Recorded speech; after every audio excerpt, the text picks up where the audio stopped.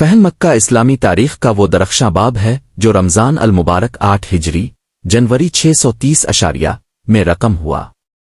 یہ وہ دن تھا جب برسوں کی اذیتوں، ہجرت، جنگوں اور صبر کے بعد اللہ تعالیٰ نے اپنے محبوب نبی محمد کو مکہ مکرمہ میں فاتحانہ مگر انتہائی عاجزی کے ساتھ داخل ہونے کا شرف عطا فرمایا۔ مگر یہ فتح تلوار کی دھاک سے زیادہ رحمت، عفو و درگزر اور اخلاق نبوی کی مثال بن کر سامنے آئی۔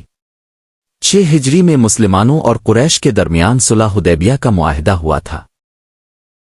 اس معاہدے کے مطابق دونوں فریق جنگ سے باز رہیں گے اور امن قائم رہے گا، مگر بعد میں قریش کے حلیف قبیلے بنو بکر نے مسلمانوں کے حلیف بنو خزاع علیہ السلام پر حملہ کیا اور قریش نے ان کی پشت پناہی کی۔ یوں معاہدہ ٹوٹ گیا۔ بنو خزاع علیہ السلام نے مدینہ آ کر فریاد کی۔ رسول اللہ نے فیصلہ فرمایا کہ اب مکہ کی طرف پیش قدمی ہوگی، مگر یہ پیش قدمی خفیہ رکھی گئی تاکہ خونریزی کم سے کم ہو۔ رسول اللہ تقریباً 10,000 صحابہ کے ساتھ رمضان میں مدینہ سے روانہ ہوئے۔ یہ لشکر ایمان، نظم اور تقوی کی مثال تھا۔ اپنے سختی سے ہدایت دی کہ جب تک مزاحمت نہ ہو جنگ نہ کی جائے۔ مقصد انتقام نہیں بلکہ امن قائم کرنا تھا۔ جب لشکر مکہ کے قریب پہنچا تو قریش پر ہیبت طاری ہو گئی۔ ابو سفیان، جو اس وقت تک ایمان نہیں لائے تھے، نے صورتحال دیکھ کر امان طلب کی۔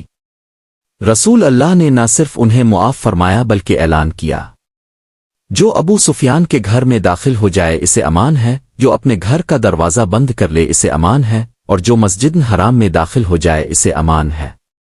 یہ اعلان رحمت عالم کے وسیع ظرف اور حکمت کی دلیل تھا۔ 20 رمضان 8 ہجری کو رسول اللہ مکہ میں داخل ہوئے۔ آپ کا سر مبارک عاجزی سے اس قدر جھکا ہوا تھا کہ تھوڑی کجاوے کو چھو رہی تھی۔ کوئی تکبر، کوئی غرور نہیں، حالانکہ آپ کے سامنے وہی شہر تھا جس نے آپ کو ستایا، پتھر مارے، بائیکاٹ کیا اور ہجرت پر مجبور کیا۔ کعبہ کے صحن میں جمع قریش سے آپ نے پوچھا، اے قریش کے لوگو، تمہارا کیا گمان ہے کہ میں تمہارے ساتھ کیا سلوک کروں گا؟ انہوں نے کہا، اب کریم بھائی اور کریم بھائی کے بیٹے ہیں۔ آپ نے فرمایا، آج تم پر کوئی گرفت نہیں، جاؤ تم سب آزاد ہو۔ یہ الفاظ تاریخ انسانیت میں عام معافی کی سب سے عظیم مثال بن گئے۔ وہ لوگ جنہوں نے سالہ سال ظلم کیا تھا، آج بغیر کسی بدلے کے معاف کر دیے گئے۔ رسول اللہ نے کعبہ میں داخل ہو کر بتوں کو گرایا اور تلاوت فرمائی۔ حق آ گیا اور باطل مٹ گیا۔ یوں توحید کا پرچم سر بلند ہوا اور مکہ شرک سے پاک ہوا۔ جن لوگوں نے شدید ظلم کیے تھے ان میں سے اکثر کو معاف کر دیا گیا۔ عورتوں، بچوں اور کمزوروں کو مکمل امان دی گئی۔